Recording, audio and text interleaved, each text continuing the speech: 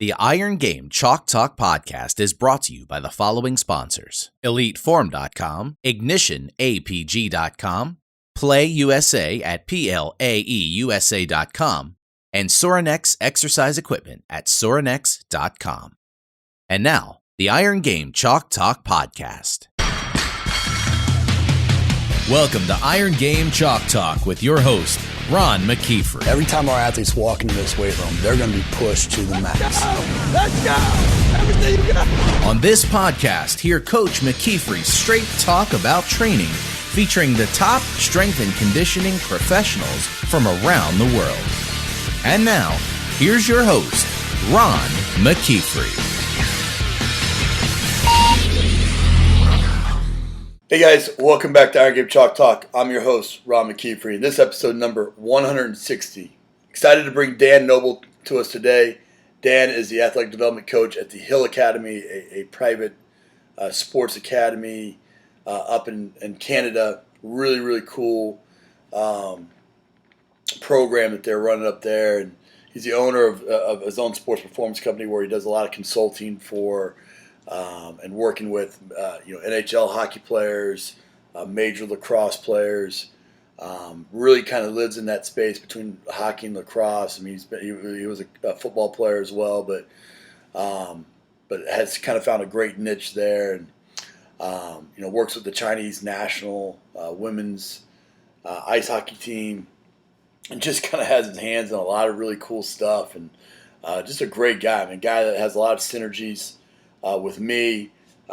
We value and believe in a lot of the same things, and it was just a real seamless conversation, and just really impressed by Dan. But we talked quite a bit about how he's gone from and working with. I mean, he trains young hockey players. He trains NHL hockey players, and kind of how he's able to balance the difference of athlete and age group and level and all those types of things.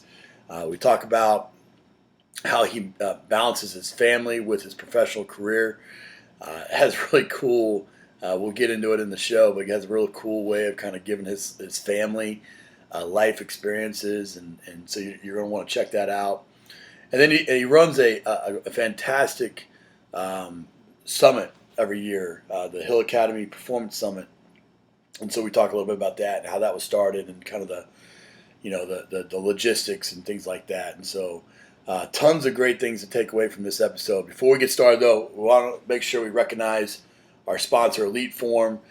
They are back on Facebook after taking a hiatus for a little bit, and get their page back up. So I want to encourage you to follow them on Facebook, like their page, but they're continually putting out some great information, some scientific research and literature, but also when they're going and doing installs and just seeing different programs that are using it and how they're using it. I love seeing that stuff. I think you guys all know that, but I think it's always great to learn what people are doing, how they're doing it, how they're utilizing technology for their athletes to benefit them. And I don't think that there's a better company out there in terms of making it seamless and integrated into your coaching environment than the way that EliteForm does it. So check them out. Go to EliteForm.com, like them on Facebook and Twitter, and just make sure you reach out and let them know how much you appreciate them being a part of the show. But want to get to this episode with Dan. Sit back and enjoy, and we'll see you on the other side. All right, guys, welcome back to Iron Game Chalk Talk. Excited to have Dan Noble with us. Dan is the Director of Athletic Performance and PE at the Hill Academy up in Ontario, Canada, just north of the border here. And, we've just been talking for about 5 minutes before we shooting live here, and just getting the chance to meet him for the first time. But what an awesome guy, and, man, I'm excited to have you on the show. No, thanks, Ron. I appreciate it. It's an honor to be here. Dan, quickly, just go through your Reader's Digest version of your journey and kind of how, you're going back to when, why you got into strength and conditioning, back in your playing days, Italy, Canada, the whole deal, man. Yeah, I mean, I definitely don't have your conventional path. Not a lot of things in my life are conventional. And one of the things I say to everybody is that your message, and that's kind of your message, life, and all the failures and mistakes that happen along the way. And when I was young, when I was 5 years old, I actually almost lost my life to a traumatic brain injury. Wow. And, so that kind of impacted me right off the bat, even though I was a young age going into school. From what the doctors had said at that time, I was monitored regularly, caused a lot of different learning disabilities and things like ADD and all this kind of stuff, which, I don't know if it's chicken before the egg or vice versa. At the end of the day, school was a nightmare for me. I didn't fit in at any point, had too much energy, couldn't sit still. But where I did fit in was in sports. I loved, my dad was an athlete, played hockey at a high level, and so I was constantly pushed, and I had so much energy. The only thing my parents could do was just keep me as busy as possible, so I wasn't, tear apart in the house, so what, one of the biggest sports for me at the time was football. It was just a great outlet for me. I loved the discipline. I loved the team dynamic. But unfortunately, one of the things that struggled for me was still the school side of things. I still struggled in the classroom. Academics was always difficult for me. I didn't get along with teachers well, unfortunately, and I wasn't a coachable kid and all these things. And again, at the time, I had no idea of what I was going to do with my life. I had a 56 average in grade 11, and the chances of going to college to play football was a far off dream. And luckily for me, I had a teacher that came along that mentored me and kind of really believed in me and pulled me aside and really kind of saved my life in that sense. He put all his time in to say, we're going to get you to university. We're going to make this happen. And so thankfully for him, I was able to do that. Went to the University of Guelph, played 5 years of football, some of the best years of my life, played some of the, it's kind of where I fell in love with, strength conditioning. We had a phenomenal strength coach there. By the name of Chris Mumford, who was inaugural strength coach for the Charlotte Bobcats and now lives out in California and does a lot of work with NFL guys and things like that. But he kind of really opened my eyes to a different world of training. When I grew up in high school, it was all about just squatting, benching as much weight as possible and, trying to do the Arnold Schwarzenegger thing and look like that and be that, and finally figuring out what athletic development is to a point. So I kind of went on from there, and football was kind of still the main thing in my life. I still struggled with school. I didn't really want anything to do with school. I was there to play football, and right or wrong, that was reality at the time. And I tried, once I finished school, I didn't get drafted to the CFL.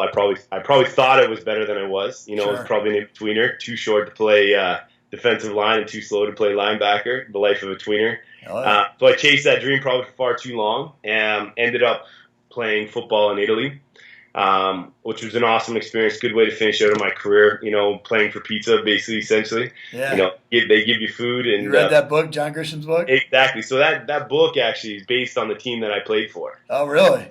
That's awesome. The Bergamo Lions. So it was a pretty cool experience when that book came out. Yeah. So I was out there for a year, and we traveled and did things, and I just found peace with kind of saying goodbye to football, and found peace with myself, and started to, one of the things I always struggled with growing up, having that head injury and these learning disabilities, was it was something I was always labeled as someone with a learning disability, and I think anyone with disabilities would relate to this, that you're always labeled as someone with something, kind of wrong, or he has a special circumstance, or vice versa. And it always bothered me that was the first thing my parents kind of, as much as I loved my parents, they would always introduce me as like, this is my son, he's special. He had to learn this, I'm like, come right here, give me a break, so it was, I finally kind of getting away from my family, getting away from the people I grew up with, living with a new group of guys was an incredible experience for me in Italy, and just kind of really found my own voice, and became comfortable in my own skin, and came ready to start taking some risks and think about what I wanted to do in life. And so I remember actually sitting in my car looking over it's called the Città Alta, which is this mountaintop in the city of Italy, looking out and thinking, what's next? My career's over. I'm done here, but I want to do something with purpose. I can't just do a 9 to 5. Like, I got buddies doing banking and marketing and all this other stuff. That's just not me. And I thought about, what got me to this point. And I thought back to that teacher that kind of stood up for me and was there for me during those kind of, that pivotal point in my life. And that if he wasn't there, there's no chance I would have been able to kind of do the things I've done, graduate from university, travel the world, and do all these things. And that it was kind of my job to give back. you know, and I didn't really know what that was going to look like at the time. But it just felt right. And they said, you know, it's my time to be that to somebody else, you know, to pay that forward. So I applied to Teachers College, and again, marks were an issue with me because I didn't put a lot of time in university. So I had to apply to every Teachers College under the sun and to get in, and thankfully got into Duville College in Buffalo, and I did their, and it was the first time in my life where I actually applied myself from an academic standpoint. And I loved every second of it. And a lot of people don't like Teachers College. A lot of people kind of think it's, you just get in, get your certificate. But I fell in love with the whole process of developing people, you know. And, you know, and I ended up doing a master's in education while I was there as well. And I met someone while I was there, a girl who was engaged to a former professional lacrosse player at the time. And she kind of had heard my story, what I kind of shared with you there, and my passion, how sports kind of saved my life and gave me this new identity, and gave me the confidence to really step out and do some things outside of sports. And even though the two aren't directly related, you know, and I believe very powerful that sports is a laboratory for life. No question. It gives us that opportunity to develop those life skills and that confidence to do, you know, some things that we normally wouldn't do. So she really connected with that, and so her boyfriend's family or fiance's family was starting a sports academy, you know, and this is something that is starting to pop up around North America. They're very prevalent in Europe, and the model's been in Australia for a while, but was one of the first ones in Canada, and at the time was just starting out. I think I had 6 kids, and I met with the family. We hit it off right off the bat. They didn't really have a job for me, and I basically said, "Look, I'll sweep the sheds. I'll do whatever you need me to do. I don't care. This is where I want to be." And so they said, "Okay, well, let's do this." So I took that job as in their second year running, and they had 19 kids. And I wasn't the strength coach at the time. They had a strength coach, and I actually was a bus driver.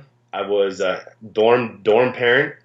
I was a science teacher. I was I think I taught French at one point, and I was teaching grade 11 biology, which was like a nightmare. I'm like, that course is a difficult course, you know. So I was up biology major. I know exactly what you're talking about. Yeah. So I was up all night relearning this stuff and then teaching it the next day. But I was loving every minute of it, you know. So eventually, there was a falling out with the strength coach who was there, and I just saw the opportunity. And I kind of always been in the gym with him and watching. At the time, still my knowledge of strength and conditioning was still based on what I'd done as a football player. Sure. You know, that was it, you know, but I knew I loved the environment. I loved the team environment. I loved developing people. And so I saw him step down, and I said, this is, you know, something inside me said, you know, you need to make a move on this. And so I went to the owner of the school and I said, "Hey, look," I said, "I can do this. I want this job, you know, like I can do this." And, you know, he said to me, "Well, we can't really pay you. You're already doing so many different jobs. How are you going to do this?" And I said, "Look, don't pay me." I said, "Let me do this now, and let me show you what I can do, and then, you know, pay me later." Right. And that's always been kind of one of my mottos in life is let me show you what I can do, and then let's talk about after we've seen the results. I always like to be judged. My process is probably very different than a lot of people's, but the outcomes always seem to come through. And so he went with it, and I always sometimes probably bite off a little more than I can chew. And again, my life was crazy that year, and I remember, you know, I'm just so thankful that social media wasn't huge during that point in my coaching career. Some of the stuff I was doing would be, you know, I'd be that guy where people like yourselves are posting on their blog saying, "Don't be this coach." You know, I had kids hooked up to golf carts, dragging me around parking lots, and, you know, flipping tires up hills and doing, you know, at the time it was whatever I thought you were supposed to do, you know, so anyways, that was kind of the start of my journey, even though and I don't regret any of those kind of mistakes, because I didn't know, and it kind of what led me to learn and develop that passion. I still didn't necessarily know where I was going with it. And the surprising thing, and this kind of comes back to my thing, is where your message. One of the kids that was living with me at the time in the dorm house, who came to the school late, his parents brought him to the school, and he was a troubled kid from a kind of a inner city neighborhood, difficult neighborhood in Toronto. Kid had some just made some bad choices, had some really tough luck. His parents, both loving people, but got a divorce, and it was hard on him. And he was just not going the right direction in life. And so his mom kind of came and said, look, this kid just needs a chance to get away from his friends for a time being, have a fresh start and do something different. And, so he came and lived with me. He came to school and wasn't a very good lacrosse player at the time, hadn't played in a while, but he just, was something that, and although we had 19 kids, we had some of the best lacrosse players and probably athletes across North America. Like, they were incredible athletes. We would go up and play some of the top schools in the U.S. and beat them with short roster with 2 guys on our bench, So anyways, he came and, quiet, wouldn't say a word. His name was Jameson. He would not say a word. He'd come to the gym every day, and I'd be pushing him, I'd be yelling him, screaming in his face, let's go, and get nothing. But every time I would see him every day, I would see a little bit more come out of him. He'd grab, he'd get under the squat rack, and it was like his personal mission, like something just like all the anger and everything that was going inside him just came out in there. And I just let that happen. And I stood back, and I just kept giving him more challenges. All right, now this. And we developed an incredible relationship. I saw myself, to be honest, in the, and kind of, as I said before, it was my job to give back and find that kid that second chance. And this was that kid to me. And it was amazing just how blatant it was to me that this was a kid that needed that hand up. He needed me to kind of go that extra mile with him. And at the time, it was just making time for him and letting him go through what he was going through, and not giving him the motivational talks every single day, but just giving him time. And we ended up developing an incredible relationship. He became like a little brother to me. This kid had a fit, and he went from having I think a 60 average where he came from high school before to, finishing with like an 89 average, became one of the, key player in our team, was doing incredible stuff, was killing it in the gym, leader in the gym. At the time, our gym was off site. And so we'd work out for an hour, and then we'd bus back to school, and he would run back. Wow. Say, I'm going to take the bus. And, whether it was right or wrong from a scientific and planning and programming, it wasn't about that at the time. Right. This kid was working stuff out in his own life, and he needed this. And so he would run home, and half the time he'd be running in Timberland boots, he'd run in the snow, and just the kid was dealing with stuff. And it was his time to figure it out. But it was incredible to see the journey. This kid became one of the quietest, most, just not reaching out and not outgoing, kind of very introverted kid, to being like just this outgoing leader that became like kind of this focal point for our team, where everyone just became a fan of this kid. He was a driving force for us.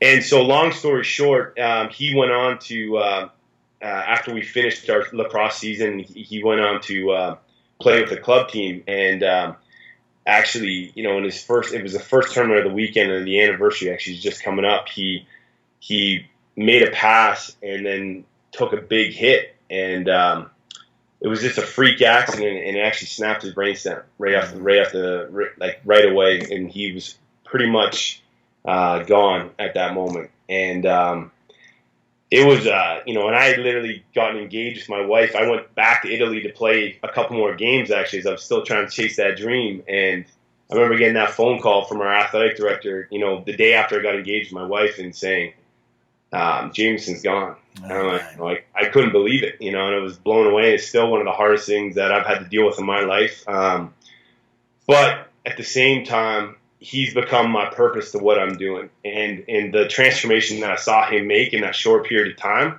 was so incredible that it just showed me, it said, this is the time where this kid lived a fuller life than more people live in a whole life. And the way he lived his life was so impactful that it's actually, so he wore the number 45. And it was actually, my former football number, and he wore it as a joke. And I think at times he's mocking me a little bit, sure. If it wasn't the lacrosse number. So we joked him back. And so he wore that number. And then all of the kids that graduated from the Hill that year went on to the NCAA and played Division I lacrosse, all wore that number 45. Wow. And right now, I think there's probably over 100 kids in the NCAA Division I wearing the number 45 based on this kid and what he did with his life. How about that? And a lot of these kids never even have met him. But his story has just spread like wildfire across the lacrosse community, and just, where he came from and what he did.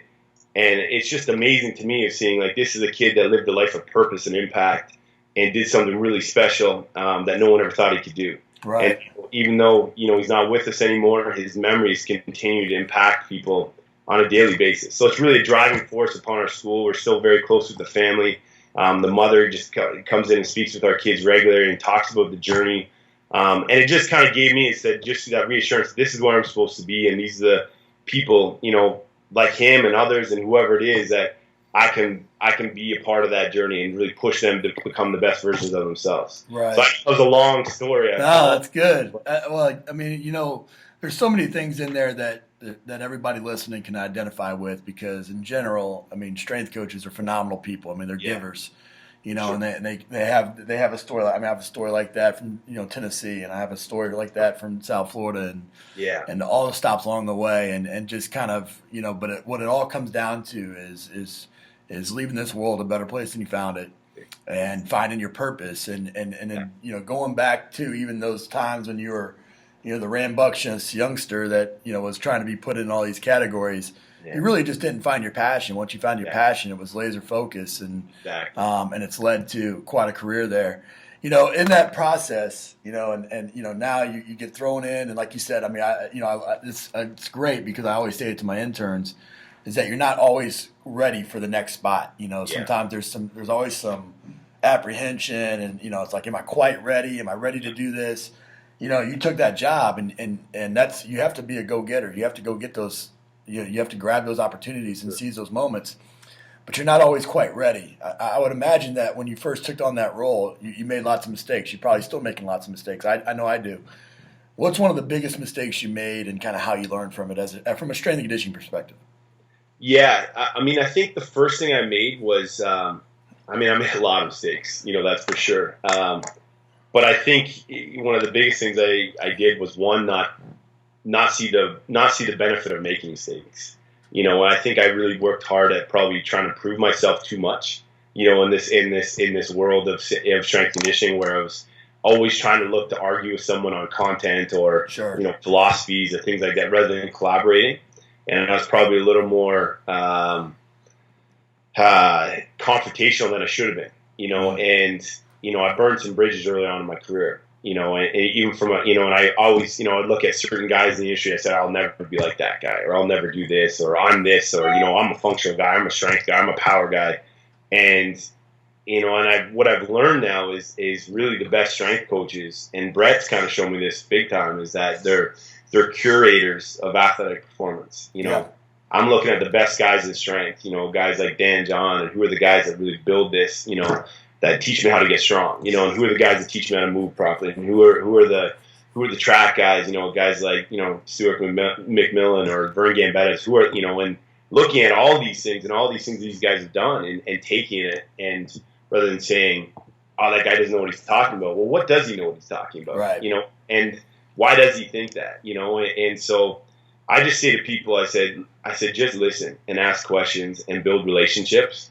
And it's amazing, although how much more you will learn and how faster you will get to where you're going through conversations with people. Absolutely. Reading any sort of book, and so that's been the big turning point in my career, is connecting myself with some great mentors, and really just spending time and asking why they do what they do and how it is and what are the results they've had from that, and realizing that I don't have all the answers. No question. And that's a good thing, I always tell people I'm a principle-based strength coach, not a philosophy-based strength coach, and that allows me to have conversations with anybody, and learn from anybody. And if I can avoid the mistakes that you've made or anybody else that I talk to has made, in my mind, that's gonna get me closer to my goal, which is to be the best version of myself. And so, I agree with that 100%. And honestly, it's a mistake that most young strength coaches make.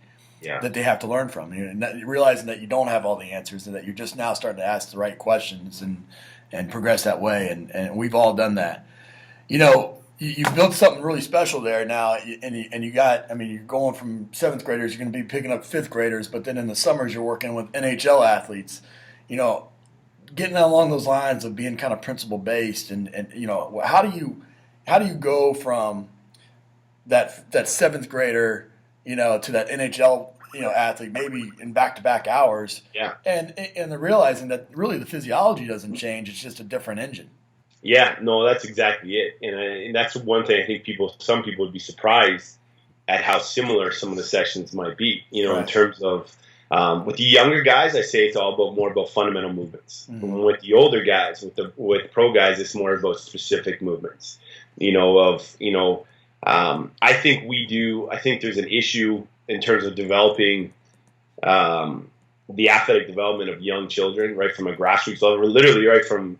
I see it in my own son right now who's in kindergarten. They don't have gym class. They have gym class once a week, Right. And I think as time, coaches get in the way of athletic development for younger kids, Sure. Where we detrain them to a point, we put them on the ground, we get them doing, whether it's correctives or this or that, or, all this stuff when they just need to move and their bodies need to be able to kind of reorganize themselves and figure out and put them in opportunities where we're going to teach the basics really, really well, from the squatting, the pushing, and the pulling. Right. But then we're also going to let them move and let their bodies do what they're designed to do, from its climbing and throwing and catching and all those things that we did as kids and, was normal, and our bodies just picked that up, that the kids are no longer doing, especially in the hockey world. There's a huge issue with over-specification. Sure.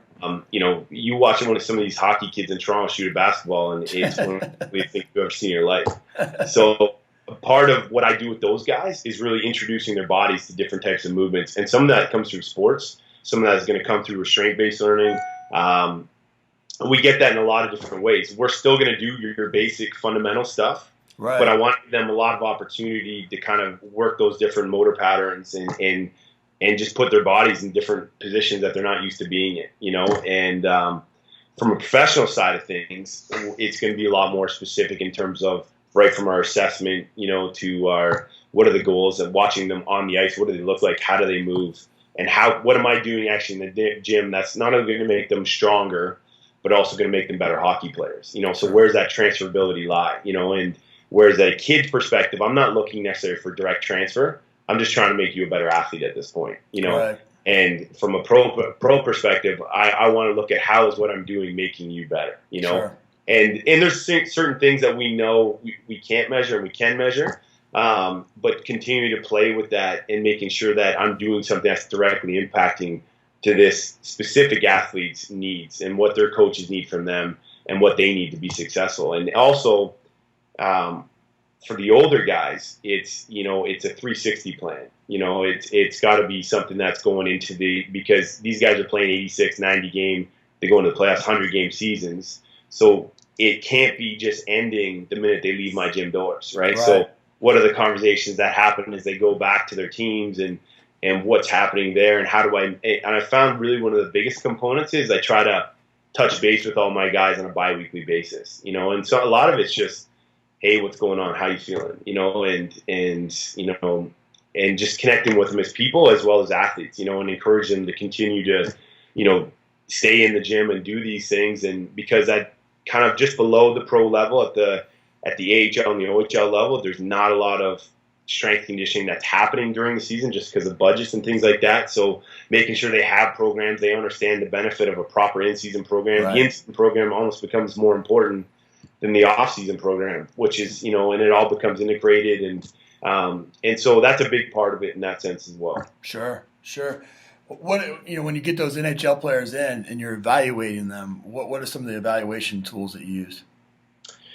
So I'm not a big FMS guy or things like that. I have my own kind of version of things. Again, going back to that mindset of a curator. Right. I've taken movements or variations from FMS and from guys like Gary Gray or from Vern Gambetta. But I want to see basically I want to look at your scaps. I want to see how your spine moves. I want to see your hips. I want to see your ankles and how those things all work together. And I try to keep it, and we're continuing to evolve this process because I think starting out, I was looking at way too much stuff. Like my assessment was taking like 2 hours on Starfish. I was measuring things and doing this, and it was great. And then I was like, okay, well, what do I do with it? Right. And how is this impacting my program? And then I was testing on top of that. I'm testing back squats. I'm testing single leg squats, broad jump, vertical jump, lateral jump, and all of these, so many different measurables. And then again, coming back to, I just wasted, 2 days of training with this athlete to find out what they can't do or they already can do. And is that the most effective thing? So where I'm at right now actually is what is the most bang for my buck assessment that I can get to and what do I really need to know? And this is, again, some of the stuff that Brett and I are talking about of, how do I track them on a daily, even just looking at readiness, athlete readiness, how am I tracking that on a daily basis, but quick, so I'm not, because a lot of the time, and this, is that, you get those older guys in, they don't want to be in the gym for 3-4 hours, They want to come in, they want to do their thing, and they want to get out, and they want to be pushed and they want to work, but like, I can't be assessing them every single time, or, they're going to be dying. I'm going to lose their attention span, so it's been trying to refine that of saying, well, do we, so we started doing things like, different counter movement jumps that we track, and we're looking at different technologies and how we do that. But also, again, of, certain mobility exercises that we do, or vice versa, or mechanical exercise that we do throughout our workout. So the assessment is just built into the workout, so no longer is it say, hey, this is assessment. Well, this is a part of our workout, but this is a part where I'm going to be taking notes and seeing things and kind of looking at those, how we're progressing. Because a big thing is that, every 3 weeks I want to look back and say we're making progress. I see progress happening here. And I think that's a big issue where, again, for younger strength coaches, and I made this mistake, was that once that program starts, they stick to that program. It's, it's one road to get from A to Z. And what you find out is that I might be going here, and have to go back to get to there, and vice versa. And so make sure I'm tracking that, knowing what's working and not working. And that, again, for especially older athletes, we have a couple, 30-something professional lacrosse players, and that they've got low tread on the tires. I can't waste that time in there. You know what I mean? Like, I can't just be beating them up for the sake of beating them up. And I need to be specific in how I'm attacking them and giving them what they need at this point in their careers, and so that's going to be different than the younger 21-year-old, first year pro, so it to me, again, it's now becoming, and I kind of look at this with everything, with warm up to assessment, everything it's just training, it's athletic development. And once we get going, it's all going to integrate and flow together. And at the end of each day, I make my notes and debrief and say, here's some things that I need to see tomorrow, and maybe I'll tweak. And that's actually one thing, talking to Jim Radcliffe with Oregon, is seeing that how he's got his plan laid out for the year, but every Sunday he's looking back to the week before. Where do I need to tweak based on what happened the week before? And that was a big turning point for me, because I used to plan everything to a T, from back, here's what they need to look like, and Excel sheets everywhere, and vice versa, and percentages and all this. And I was going crazy. And again, what am I using it for? And am I just making myself crazy and not even seeing the benefit or the return on it? So I started kind of simplifying. I have my overall plan, where I want to go to, but really getting down to, on a week-by-week basis, I do a training audit where I look back and say, okay, check this, check this, check this. Can he do this? Is he moving here? Are we seeing that integration happening? Is that coordination happening? Is the strength numbers going up? Where's his power? All of those things. And if those boxes aren't checked, then it means I need to rethink it, so.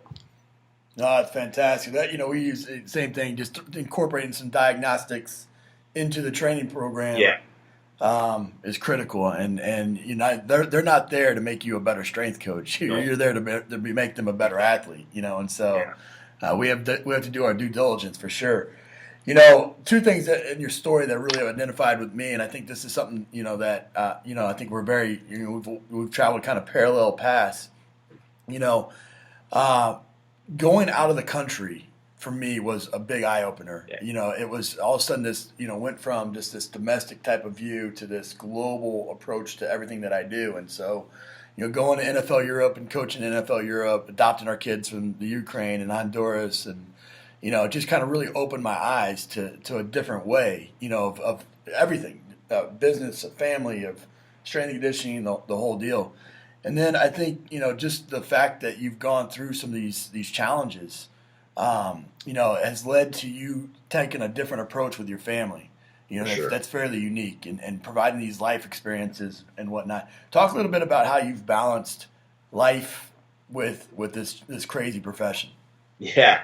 So one of the, as I talked about earlier on, the schedule for me at the beginning was crazy, and that's, I think, you have to own that. If you want to get into that, every young guy's got to own that. You can't, I think I got interns coming in now, and I got coaches that just start out, and they, I remember some of these coaches would be like, hey, I want to work with your pro guys. I want to do this. But I'm like, whoa, you got to slow up, right. like you got to put in your time. And I think that is the most important part of your career. You can't get around that. You've got to coach. You've got to get your hours in, because that's where you learn, that's where you experience. So earlier on, I was coaching, felt like, between 60 to 70 hours a week, just whether it was coaching football or coaching in the gym, I was just coaching. But the good thing was I was surrounded by good coaches as well. Right. Really refining my voice, but,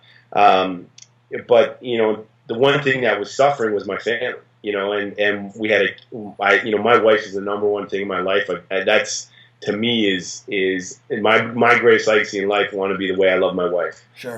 And I want my kids to see that, and ideally, hopefully, they see that and they carry it on. And I know that may sound cliched or whatever it is, but that's something I believe in very strongly. It's passed down from my dad and the way he loved my mother. And so I wasn't living up to that. I was coaching. I was leaving the gym at 4:00 and getting to University of Guelph and coaching football and watching film till 11 o'clock at night and getting home and basically walking into my son's room at night. When he was 8, 10 months old, and trying to kiss him on the forehead, and then I'd wake him up. Right. I think to have these nice moments. Like, what did you just do? Yeah. I just put him to sleep. So, and then that would turn into a fight or whatever, and I wasn't there for my kids. I'd see him. I'd have these kind of hallmark moments after a football game on Saturday. My wife would bring my kid down. He had a little football jersey, and I'm like, "Yeah, this is great." And I'm like, I got the picture with the trophy and my son, and right. And then the day, I'm like, what does this actually mean? Right. You know what I mean? Where's this at? And I started looking around the coaching community and seeing, one of the biggest things as coaches, and this is something that's really important for me too, in terms of the coaches that I connect with, is that we need to put the same passion we have for our athletes and our business and our work into our own families. And and you and I talked about this before, is I came back and I said, the number one team in my life is my family. And my co-captain, with that is my wife, and so I started saying, I want to take the same principles that I put into training with my kids every day, my athletes, whether it's the pros or the kids growing up, and bring that same energy back to my family, and because it all really, they're just good principles for life, and that's the good thing about being a strength coach. We're just giving you principles for life that you can transfer anywhere, So I came home, and, the first thing we do when we come home from work is we're outside for 30 minutes and we set up obstacle courses, we're climbing, we're coaching them. And, I don't make it structured, rigid. It's fun. It's not like, have to do this. The dad hat's different than the coach hat, and a lot of times it's me crawling through that obstacle course with them. Yep, they love it. And some of the best times of my day is coming home with those guys and seeing them begin to develop athletically. We'll set up challenges in the backyard where it's target. We'll work on our throwing, so we set up a bunch of different targets. To me, I see it as athletic development. They just think they're playing. That's right. So again, I say, the amount of time I'm putting into my athletes, I need to double that with my family, vice versa. Make sure and for my daughter and my son, that time is differentiated. That everyone every day is getting a certain amount of me of one-on-one time. And that includes my wife as well too. And that's a moving target, and I probably fail more than I should. But my wife knows that she's a priority, and we always come back. And again, that weekly audit, say, hey, we lost this week. We need to refix this. Let's not get far away from this. And she's got a great career as well too, so we support each other through that. And one of the things that we've done as well too, which is kind of crazy, was that we live downtown in kind of a central part of the city, and we ended up posting our house on Airbnb, and which is kind of that whole I guess that home exchange site, whatever you want to call it. Right. And I'm a big believer in variability, in training and everything in life and in relationships. You got to add that experience and that variability to keep it alive and keep that spark going. And so my wife and I started renting our house out. At first it started a weekend, and it was like, oh, that was too crazy. But then we started getting people asking us for a month at a time. Right. And our jobs are, in a sense, where we can work and do things and still travel. So we'd ended up leaving our house and renting our house out and driving back and forth.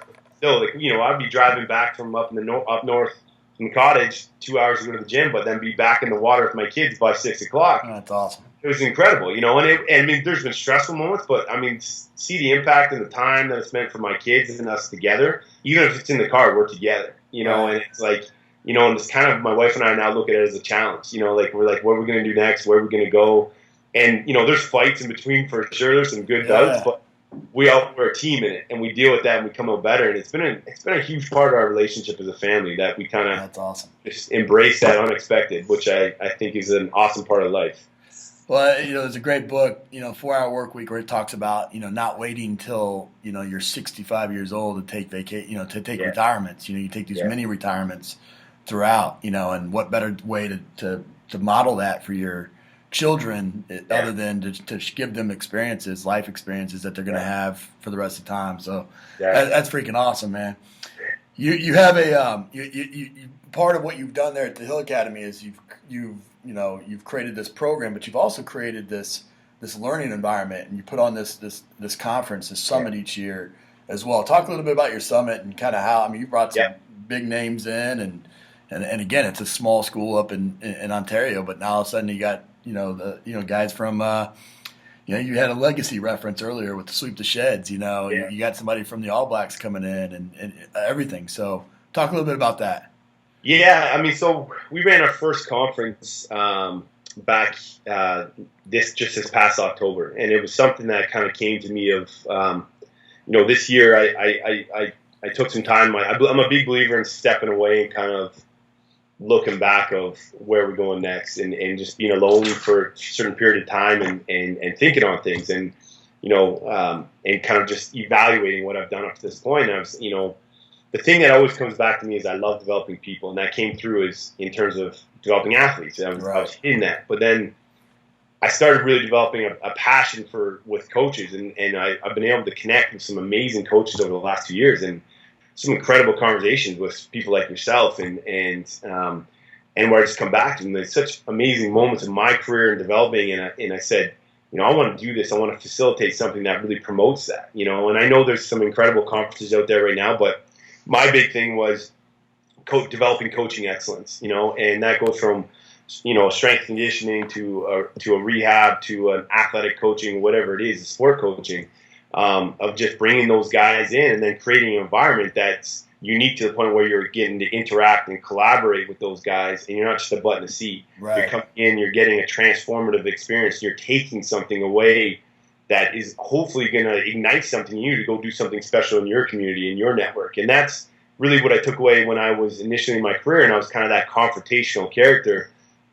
I've opened up, so I want to collaborate. I want to invite all the gyms in my network, the guys that I look at as my competition. And I said, hey, let's talk, man. Let's make this community better. Let's make this profession better, Right. Because there's a lot of people in this profession right now that are doing more harm than good. And then there's a lot of people that are doing some great stuff that aren't getting enough credit, and enough opportunity to share that with people. So, I've been a big believer in just the ask lately, and the definition of insanity is doing the same thing over and over and expecting different results. And so I was setting these goals for myself and then doing the same thing over and over and not meeting these goals. And I said, I got to mix things up. So I'm just going to start reaching out. So the first guy, last conference we had was with Brett Bartholomew, Nick Winkelman, and Mike Young. And started, it was just going to be Brett. And so I reached out to Brett on Twitter, and this guy's got like 15,000 followers. And the guy gets right back to me. And I'm like, this guy's incredible, it's hilarious. And that's just Brett, who he is. That's the kind of person he is, and makes time for everyone. And so, Brett and I were able to kind of figure out a time that he could come up. And so I'm pumped. I'm like, this is great. This guy's got a great movement. This is going to be awesome. Next thing you know, I find out that one of the largest strength conditioning conferences in Canada is scheduled that same weekend. I've got my conference. I'm like, oh my goodness, I'm going up against the juggernaut here. So then again, I looked at, okay, let's look at what's the opportunity here. So then I realized, looked at that conference, and they have Nick Winkelman and Mike Young as speakers.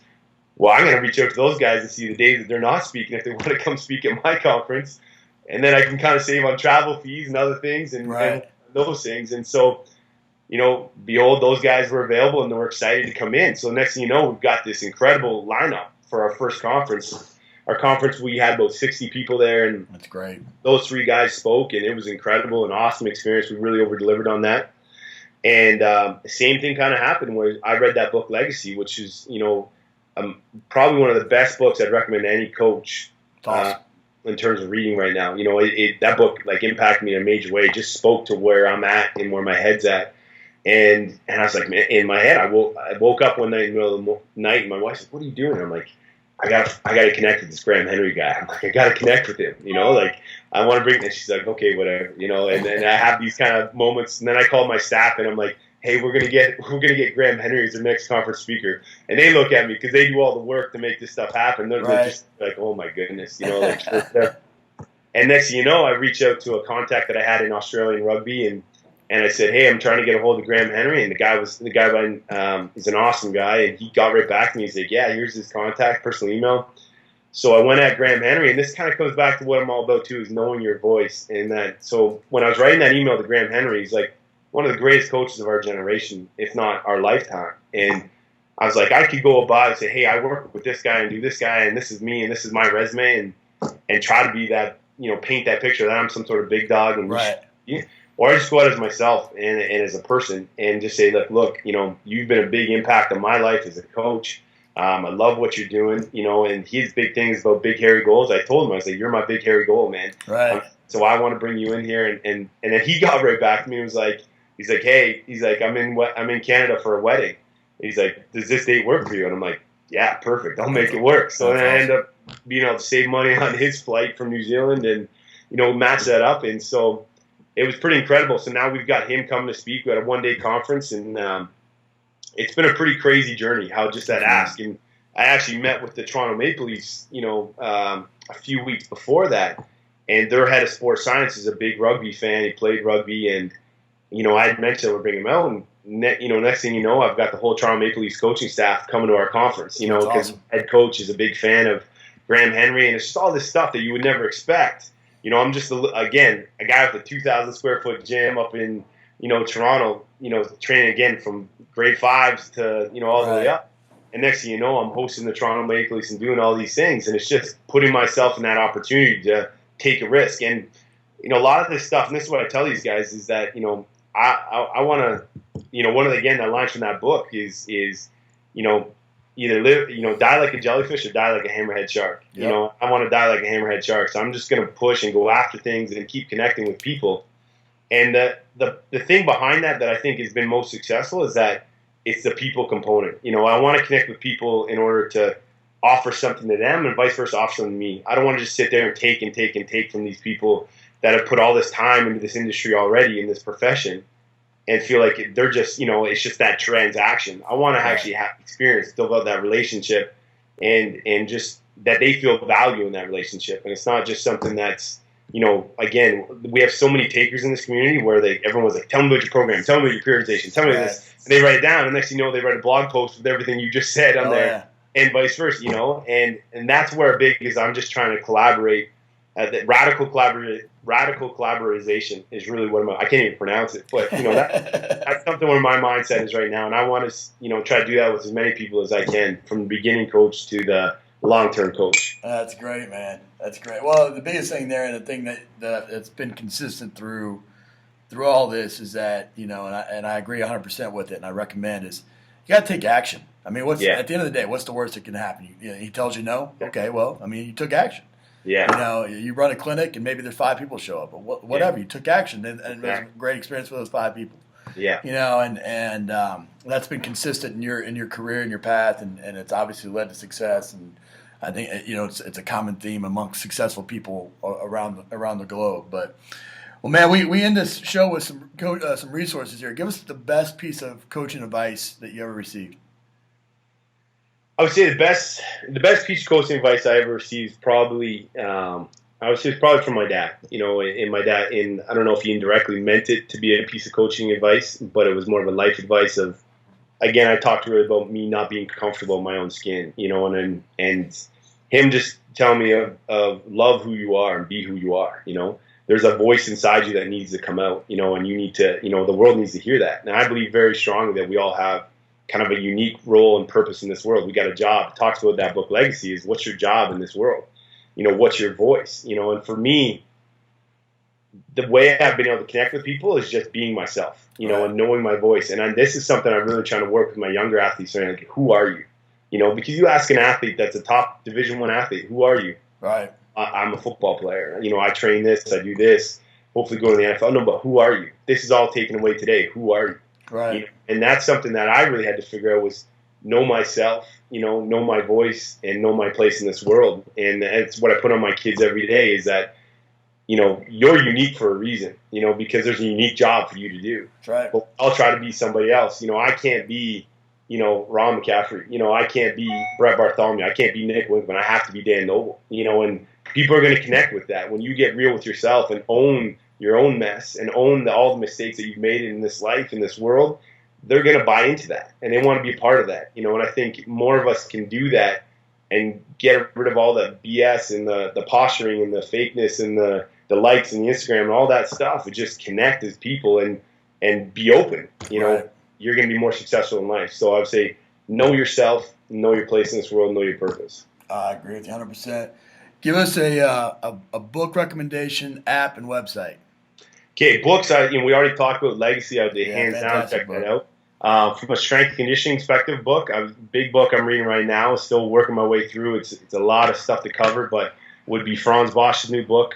Strength training and coordination. A lot of good stuff in there. Stuff I'm still trying to work through and see where I find myself and how it fits into my world. But it really pushes that realm of the traditional mindset, which is never a bad thing in my mind. I want to see where we're going and. Sometimes we got to go too far and realize we got to move back a little bit, and vice versa. Sure. So, and then from a website, what we use in our gym right now is an app called Team Builder. Yep.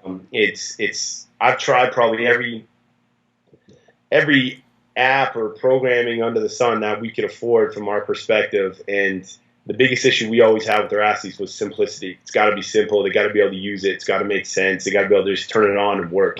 And Team Builder does that. It's been awesome for us. We've been with them since the beginning. We've kind of helped them develop it a little bit.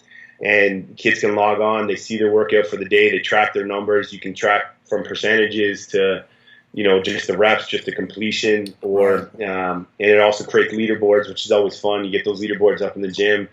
Second period comes in. They see what first period did, and they want to check. So it elevates that competition a little bit. And so, that's been good for us, and I would recommend that again. It's a very affordable option because there's, there's some of those options can go up to like $10,000, and when you get more technical with it. So that's an easy one we use. That's and it's a web app, as well. Is there an app, just an iOS app or something that you use? I don't know if we actually use, Not really. I don't think so. Not really. That's really kind of what I'll say this. I've tried a lot of the apps, and I've tried to really simplify things. Sure. Not have too many things. I've made that mistake of trying to have too many things for my athlete, even from like a journaling and a diet, and training standpoint of just simplifying it. What am I asking them to do? Because I'm already asking them to train for this period of time of day, and they got school, and then they got this. So I've really tried to simplify it. They say, we use this, in Team Builder, and that's all I expect from you. So I'm always open. I'm always looking. I love to hear I love technology. Sure. I'm not great with it, but I love it. And so I'm interested. I'm playing around a lot with push right now, with push bands and what they do. So I've been looking at a lot of stuff like that, but nothing specific at this point. That's cool, man. Well, it's obvious that more than anything, you care about the people that you work with, and sure. Ultimately that's what's going to make you a success in this profession, is whether or not you care about the people, and it's not about you, and you don't let your ego get too big, and all those types of things, and man, I've really enjoyed getting a chance to talk to you and just seeing how similar our paths have been, but also just kind of how you're going about your business and being unique and being different and doing it in a cool way, man. So thanks so much for coming on the show. Yeah, I really appreciate it, Ron. It's been awesome, man.